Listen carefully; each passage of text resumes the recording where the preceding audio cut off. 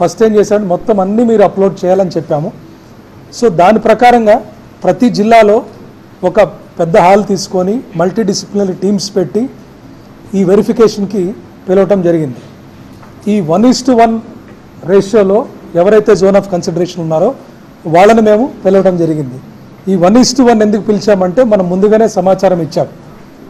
ఎందుకంటే ఇదివరకు court cases ఎలా వచ్చినాయి ఏంటని చూస్తే వెయిటింగ్ లిస్టు, లేకపోతే అది కంటిన్యూస్గా వెళ్ళటము, రకరకాల కోర్టు కేసులు పట్టడము, మనకి ఏదైతే టీచర్స్ రిక్రూట్ చేసి స్కూల్స్కి పంపించి పిల్లలకి పాఠాలు చెప్పే విధంగా మనం తీసుకెళ్దాం అనుకున్నప్పుడు ఈ వెయిటింగ్ లిస్ట్ అనేది ఇష్యూ అయింది. కాబట్టి 1:1 పిలిచి క్యాండిడేట్స్లో ఎవరన్నా ఫెయిల్ అయితే, అంటే ఈ వెరిఫికేషన్ అప్పుడు డాక్యుమెంట్స్ ప్రొడ్యూస్ చేయలేకపోతే అంతవరకు మాత్రం అడిషనల్ వాళ్ళు పిలవాలని ముందుగానే మనం తీసుకున్న నిర్ణయం. ఆ విధంగా ముందుగానే అందరికీ అనేక సందర్భాల్లో చెప్పడం జరిగింది. It was widely reported also.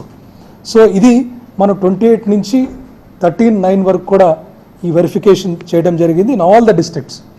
ఈ వెరిఫికేషన్ చేసేటప్పుడు కూడా మనం డిఓస్ ద్వారా పంపించాము, ఇండివిజువల్ లాగిన్స్ ద్వారా ఇచ్చాము, ఎస్ఎంఎస్ఎస్ కూడా పంపించాము. సో ఎక్కడ కూడా దాచే ప్రయత్నం కానీ లేకపోతే ఎక్కడ దీన్ని మార్చడం కానీ ఏమి జరగల. There was one case that I will talk in the last. Next, ఇది హారిజాంటల్ అండ్ వర్టికల్ రిజర్వేషన్స్. ఇది మ్యాక్సిమం ఈరోజు ఒక వార్తాపత్రికలో వచ్చినవి కూడా అన్ని all items are related to horizontal reservation. Horizontal reservation first time మనము ఇంప్లిమెంట్ చేస్తున్నప్పుడు చాలామంది డౌట్ వచ్చి ఆ హెల్ప్ డెస్క్స్ రావడం జరిగింది, కాల్ సెంటర్స్ ఫోన్ చేయడం జరిగింది, కొంతమంది గ్రీవెన్సెస్ రైజ్ చేశారు. హారిజాంటల్ రిజర్వేషన్ అంటే ఒక 10 సీట్స్ ఉన్నాయనుకోండి, 10 సీట్లలో 3% let's say women reservation. So first 7 వరకు మనము మెరిట్లో ఇస్తాము. ఈ ఫస్ట్ 7లో already 3 seats let's say already women ఉన్నారనుకోండి ఈ ఫస్ట్ 7లో, నెక్స్ట్ 8, 9, 10 మామూలుగా మెరిట్ ప్రకారం ఇచ్చేస్తాం. కానీ ఒకవేళ ఫస్ట్ 7లో విమెన్ ఎవరు లేకపోతే 8, 9, 10 వచ్చిన మెరిట్ వాళ్ళని పక్కన పెట్టి విమెన్ ఎంత కింద ఉన్నా కూడా వాళ్ళని తీసుకొచ్చి పైకి పెట్టాలి. That is called horizontal reservation. Horizontal reservation applies for sports quota, for disability quota, women, అలాగే ఎక్స్ సర్వీస్ మెన్, ఇవన్నిటికీ హారిజాంటల్ కోటా అప్లై అవుద్ది. ఇది మనం పెట్టింది కాదు. సుప్రీంకోర్టు రూలింగ్స్ ప్రకారము మనము మన జిఓస్లో జిఓ 77కి అమెండ్మెంట్స్ ఇచ్చుకొని రిక్రూట్మెంట్ చేయాల్సినది. It's mandatory, we don't have a choice. So ఈరోజు పేపర్లో వచ్చినవి కూడా చాలా క్లియర్గా నేను చూస్తే నేను లాస్ట్లో ఎక్స్ప్లెయిన్ చేస్తాను. అన్నీ కూడా ఇదే.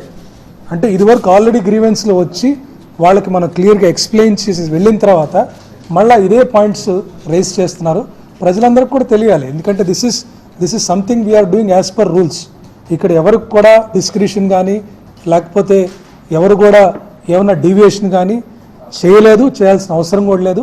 బికాస్ ఫస్ట్ నుంచి కూడా entire team was working on transparency. ఈ రికార్డ్ టైంలో చేయగలిగామంటే ఎన్ని కోర్ట్ కేసెస్ పడినా కూడా, సుప్రీంకోర్టుకి వెళ్ళి వేసినా కూడా కోర్ట్స్ అన్నీ మనం ఇచ్చిన సమాధానాలు, మనం ఇచ్చిన రిప్లైస్కి they were satisfied that there is no deviation, there is no violation anywhere అని చెప్పి ఎక్కడ స్టేస్ ఇవ్వడం కానీ ఎక్కడ కానీ ఆపలేదు. కాబట్టే we were able to do.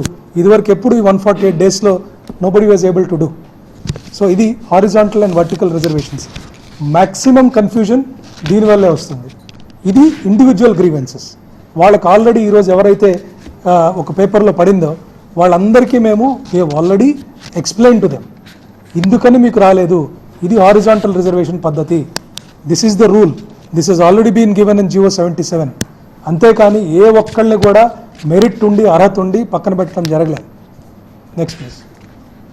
So grievance redressal mechanism first నుంచి మనకు దాదాపు అప్లికేషన్ స్టేజ్ దగ్గర నుంచి ఫైనల్ సెలెక్షన్ లిస్ట్ ఇచ్చేంత వరకు కూడా 3 స్టేజ్ గ్రీవెన్స్ రిడ్రెసల్ పెట్టాము. ఒకటి జోనల్ కమిటీ, రెండోది స్టేట్ లెవెల్లో కమిటీ పెట్టాము, ఫైనల్ కింద commission of school education dispose చేయడం జరిగింది.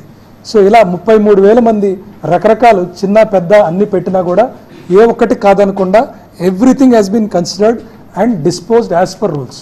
అంటే కన్సిడర్డ్ అంటే we have heard them. So ఎక్కడ కూడా ఎవరిని తిరస్కరించడం కానీ వెళ్ళిపోండి మేము వింటాం అలా ఏం లేదు. రౌండ్ ద క్లాక్ డిఎస్సి జరిగినంత వరకు, సెలెక్షన్ లిస్ట్ అయిన తర్వాత అన్ని తర్వాత కూడా we were there available trying to explain that no injustice was done to anybody. Next please. ఇది మనం ఫైనల్ సెలక్షన్ లిస్ట్ 15/9 సెప్టెంబర్ను ఇచ్చిన తర్వాత 25th మన అపాయింట్మెంట్ లెటర్స్ ఒక పెద్దగా పండుగ వాతావరణంలో ఇక్కడ ఇచ్చాము.